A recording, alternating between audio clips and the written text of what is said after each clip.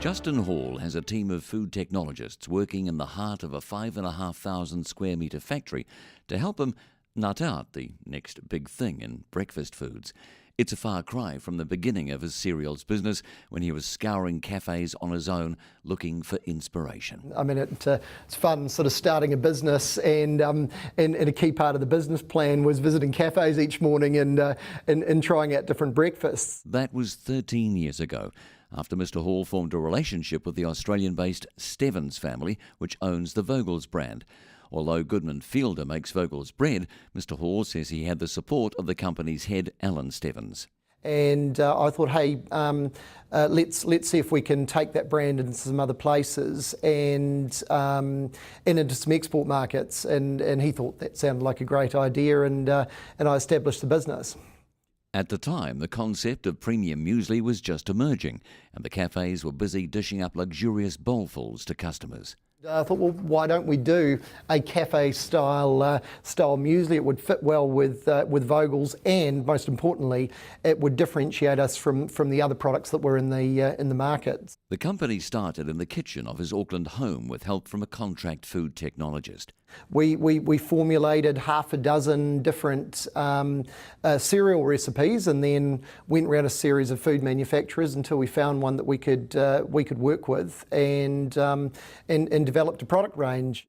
Next step, Mr. Hall traipsed around supermarket stores trying to get shelf space, and his successful pitch was that consumers would be prepared to pay more for a cafe-style breakfast experience at home.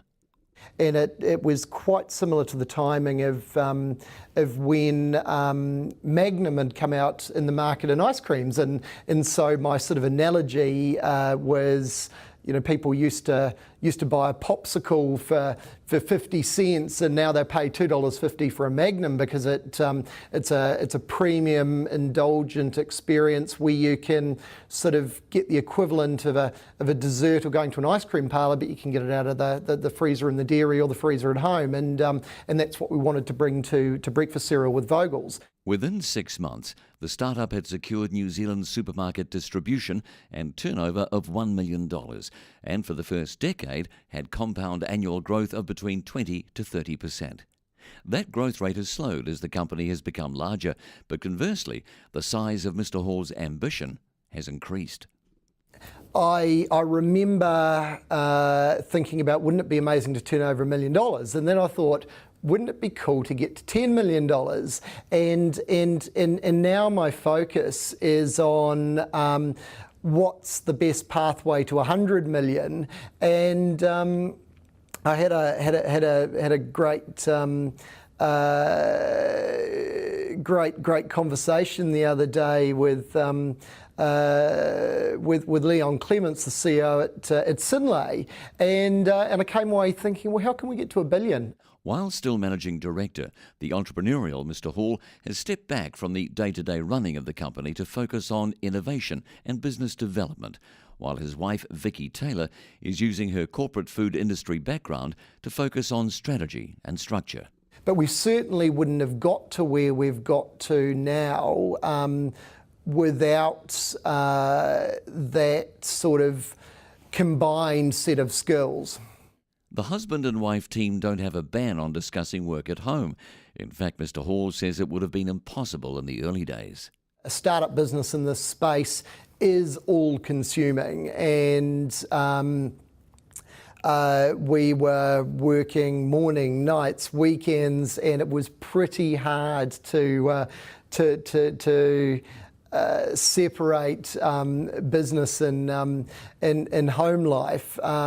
But as the business has grown in scale, it's created the opportunity for us to sort of, I suppose, both play to our strengths, and as we've been able to build a really capable team around us, it's given us the ability to be able to leave a bit of work behind when we go home. The Halls now own just under 30% of the business, having sold 61% to New Zealand venture capital firm Pioneer Capital, the Stebbins family owning the remainder.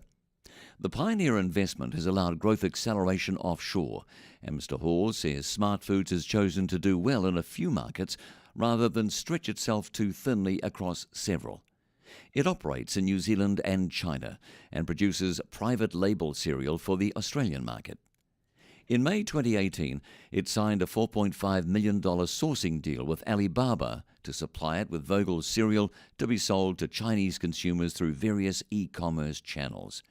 But SmartFoods has already been selling in China for the past 6 years, originally through the consumer-to-consumer sales platform Taobao. We ended up with a little bit of a cult following of Chinese consumers, often younger consumers, younger professionals, millennials who are trying our product and referring it to their friends and then actually posting reviews online. And we ended up with tens of thousands of consumer reviews saying, actually, we really like this product.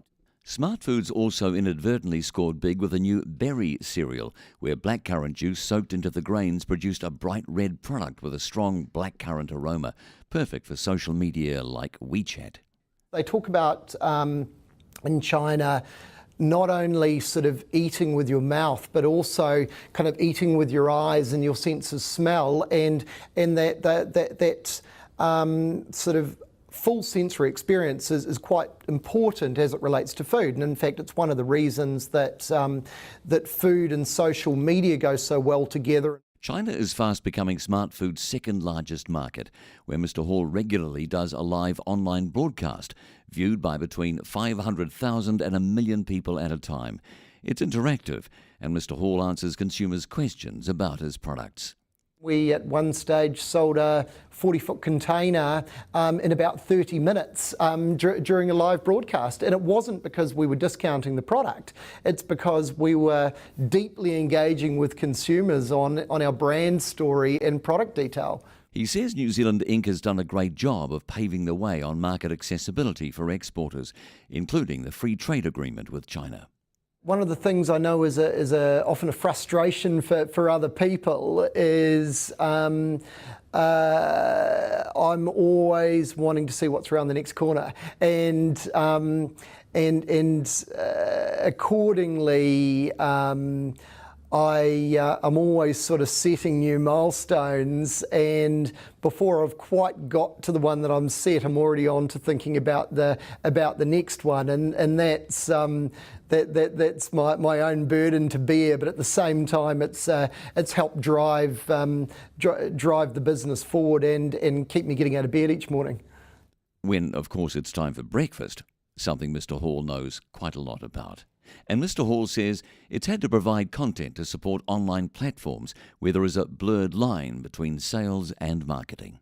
Consumers have an opportunity to have a quite rich brand engagement when they buy a product, rather than walking into the supermarket and picking up a box of product on shelf and having a couple of seconds worth of interaction, or perhaps reading the back of the pack. When you're shopping in an e-commerce environment, you can read consumer reviews, and you can click on videos and those sorts of things.